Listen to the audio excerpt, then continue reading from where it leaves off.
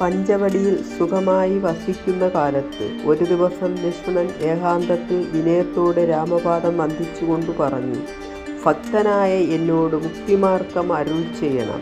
എൻ്റെ അജ്ഞാനം നീങ്ങും വണ്ണം ജ്ഞാനമാർഗം അറിയിക്കണം. ജ്ഞാനവിജ്ഞാനം ഭക്തി വൈരാഗ്യം എങ്ങനെ ഉണ്ടാകുമെന്ന് അറിയാൻ ഞാൻ ആഗ്രഹിക്കുന്നു. അവിടുന്ന് അരുളി ചെയ്യണം. അത് കേട്ട ശ്രീരാമൻ ലക്ഷ്മണനോട് പറഞ്ഞു: ആദ്യം മായാസ്വരൂപം, പിന്നെ ജ്ഞാനസാധനം ചെയ്യും.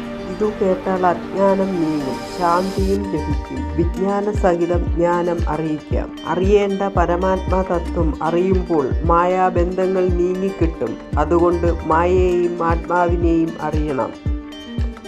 രണ്ടും അറിഞ്ഞാലേ ജ്ഞാനം പൂർത്തിയാവൂ. ആദ്യം മായയെ സംബന്ധിച്ചു പറയാം.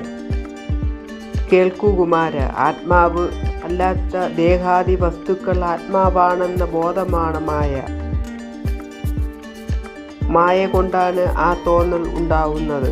മായ ആത്മാവുമായി ബന്ധിക്കുമ്പോൾ സംസാരം ഭവിക്കുന്നു. മായയ്ക്കു രണ്ട് രൂപമുണ്ട്: സൂക്ഷ്മം, സ്ഥൂലം, വിദ്യ, അവിദ്യ. അതിൽ കൂടി സംഭവിക്കുന്ന ദോഷങ്ങളും വിദ്യയെ മറയ്ക്കുന്ന അവിദ്യയുമാണ് ജ്ഞാനരൂപിണിയായത് ആണ് വിദ്യ. ആത്മാവിൽ മായ കൽപ്പിതമാണ്. വിശ്വം മായ കൊണ്ടാണ് വിശ്വമുണ്ടെന്ന് തോന്നുന്നത്. കയറ് കണ്ടു പന്നഹം എന്ന് വിചാരിച്ച് ശങ്കിക്കുന്നത് പോലെയാണത്. സൂക്ഷ്മമായി പരിശോധിക്കുമ്പോൾ അത് സർപ്പം അല്ലെന്നും കയറാണെന്നും അറിയുമ്പോൾ ശങ്ക നീങ്ങി സത്യമറിയുന്നു. അതുപോലെ സൂക്ഷ്മജ്ഞാനത്തിൽ കൂടി മായാസങ്കല്പിതമായ വിശ്വം സ്വപ്നം പോലെ സത്യമല്ല എന്നറിയുന്നു. അപ്പോൾ ഭ്രമം ഇല്ലാതാകും. സത്യം മനസ്സിലാകുമ്പോൾ മായയും വിശ്വവും അറിയും. സംസാര വൃക്ഷത്തിന് മൂലമാണ് ദേഹം. ദേഹം പഞ്ചഭൂത സമഞ്ജസമയമാണ്. മായ വൈഭവം കൊണ്ടാണ് ദേഹബന്ധം ഉണ്ടാകുന്നത്.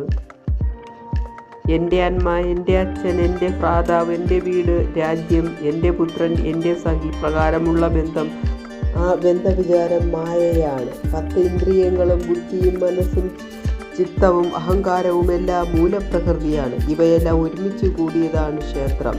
ശരീരം ക്ഷേത്രമാണ്. ഇവയിൽ നിന്നെല്ലാം വ്യത്യസ്തമായതാണ് ജീവൻ. അത് പരമാത്മാവാണ്.